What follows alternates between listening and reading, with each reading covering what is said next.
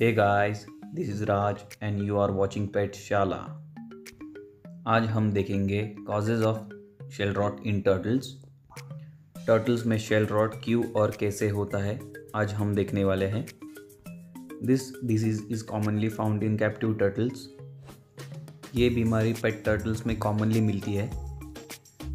Improper care की वजह से, अच्छी मैनेजमेंट ना होने से और टर्टल कीपिंग की नॉलेज ना होने से ये टर्टल्स में ज़्यादातर पाई जाती है. कुछ टर्टल्स में ये बीमारी बैक्टीरियल इन्फेक्शन से होती है तो कुछ टर्टल्स में ये फंगल इन्फेक्शन से शुरू होती है. शेल रॉट के दो अलग टाइप्स है. एक है ड्राई टाइप और दूसरा है वेट टाइप. शेल पे ज़ख्म होने से ये वेट टाइप होता है. तो चलिए अब देखते हैं ये बैक्टीरियल और फंगल इन्फेक्शन आपके टर्टल में आता कहाँ से है. तो शेल रॉट होने के 3 मुख्य कारण हैं. पहला कारण है शेल डैमेज, दूसरा कारण है पुअर वाटर क्वालिटी और तीसरा है नो बास्किंग एरिया और इम्प्रॉपर बास्किंग एरिया. अब ये 3 पॉइंट्स में आपको डिटेल में एक्सप्लेन करूँगा. सबसे पहले बात करते हैं शेल डैमेज की.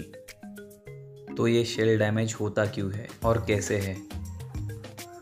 अगर आपका टर्टल दूसरे टर्टल के साथ लड़ रहा हो और उसमें ज़ख्मी हो रहा हो तो आपको ये ध्यान में रखना है कि जो भी डोमिनेटिंग टर्टल है उसे आपने बाहर निकालना है और दोनों को सेपरेट कर लेना है ताकि वो एक दूसरे को इंजर्ड ना करे. या फिर अगर आपने आपके टैंक में बड़े और शार्प चीज़ें रखी है जैसे कि स्टोन्स या फिर कोई डेकोरेटिव आइटम जिससे कि उसका शेल स्क्रैच या कट हो सकता हो तो आपने इन चीज़ों का भी ध्यान रखना है और उन्हें निकाल देना है. आपने आपके टर्टल को ज़्यादा हैंडल भी नहीं करना है. अगर वो आपके हाथों से फिसल के गिर जाए तो उससे भी उसका शेल डैमेज हो सकता है जो कि आपके टर्टल के लिए अच्छा नहीं होता. इम्प्रॉपर टेम्परेचर या इम्प्रॉपर ह्यूमिडिटी से भी आपके टर्टल के शेल में क्रैक्स आ सकते हैं और इन सारी चीज़ों से आपके टर्टल में शेल रॉट की बीमारी आने के चांसेस होते हैं. इनमें से किसी भी एक रीज़न से आपके टर्टल के शेल में क्रैक आ जाए तो आपका पेट टर्टल इजीली शेल रॉट से संक्रमित हो सकता है. सो आपको ये छोटी छोटी सी चीज़ें ध्यान में रखनी है. अब देखते हैं शेल रॉट होने का दूसरा कारण जो कि है poor water quality. If you are feeding your turtles inside the water या फिर टर्टल्स को ओवर फीड करने के कारण टैंक में जो लेफ़्ट ओवर फूड रहता है वो धीरे धीरे सड़ने लगता है. ये लेफ़्ट ओवर फूड बैक्टीरिया को ब्रीड करने के लिए और फंगस को डेवलप होने के लिए सूटेबल होता है. फिल्ट्रेशन अच्छा ना होने के कारण आपके टैंक का पानी गंदा होता रहता है या फिर आप आपके टैंक का पानी रेगुलर चेंज ना करते हो तो उससे आपके टर्टल में शेल रॉट होने के चांसेस ज़्यादा बढ़ते हैं.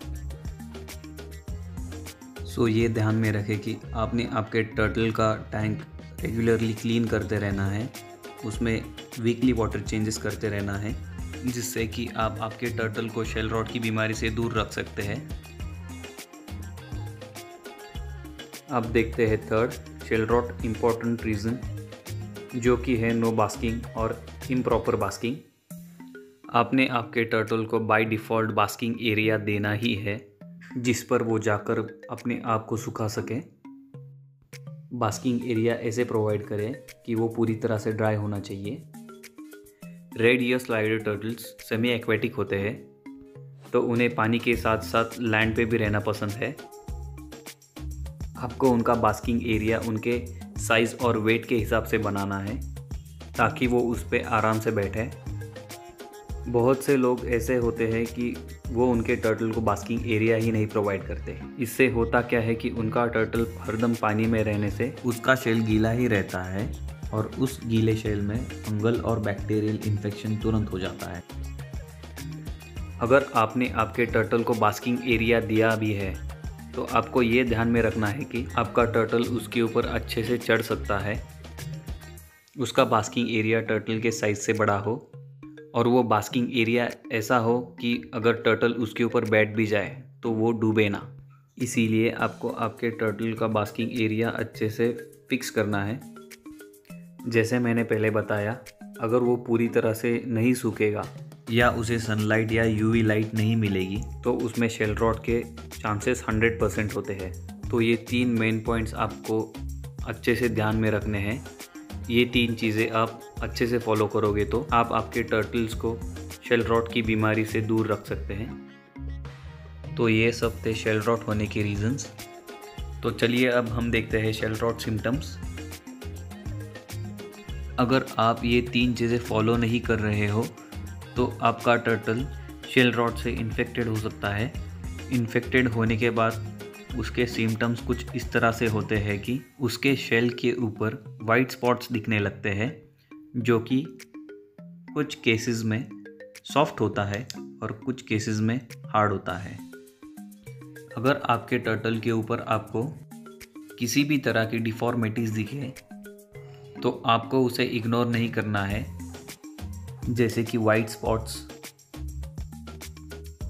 शेल में छोटे छोटे क्रैक्स या फिर शेल में डिसकलरेशन, उसका शेल नॉर्मल नहीं दिख रहा हो और इस shell does not look even. तो कुछ केसेस में सिचुएशन बहुत ही वर्स्ट होती है, जहाँ पे शेल रॉट का इन्फेक्शन हुआ होता है वहाँ से ब्लड डिस्चार्ज होता रहता है और उस ब्लड डिस्चार्ज का स्मेल बहुत ही गंदा होता है। अगर आप उसे टाइम पे डायग्नोस करके उसे प्रॉपर ट्रीटमेंट ना दे तो इन्फेक्शन से टर्टल की कंडीशन इतनी वर्स्ट हो जाती है कि उसके शेल के छोटे छोटे टुकड़े निकल के गिर जाते हैं और उसके शेल के नीचे का बोन भी एक्सपोज हो सकता है। अगर आप आपके टर्टल को टाइम पे ट्रीट ना करें तो ये इन्फेक्शन उसके शेल के नीचे के बोन तक भी पहुंच सकता है, which can easily kill your turtle.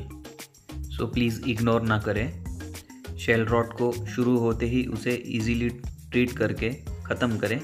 Shell rot की ट्रीटमेंट आप आपके टर्टल को घर पे भी दे सकते हैं। चाहे आपका टर्टल बड़ा हो या छोटा हो, आप उसे ट्रीट कर सकते हैं। आपको आपके टर्टल को 3 वीक्स के लिए ट्रीट करना होगा और ये ट्रीटमेंट के लिए आपको पेशेंस रखने पड़ेंगे।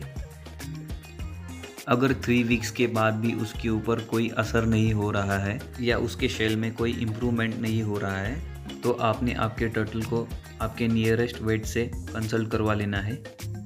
ट्रीटमेंट कैसे देनी है ये मैं आपको अगले वीडियो में प्रैक्टिकल करके दिखाऊंगा। तब तक आप आपके टर्टल को सेफ रखें, उसे अच्छा बास्किंग एरिया प्रोवाइड करें, उसमें उसे यूवी लाइट प्रोवाइड करें या उसे अच्छी सनलाइट दें और उसके टैंक का पानी रेगुलरली चेंज करते रहें। ये चीज़ें फॉलो करने से आपका टर्टल हेल्दी रहने के साथ साथ शेल रॉट की बीमारी से भी दूर रहेगा या फिर उसमें शेल रॉट बढ़ने के चांसेस भी कम हो जाएंगे। तब तक के लिए बाय फ्रेंड्स, मिलते हैं नेक्स्ट वीडियो में।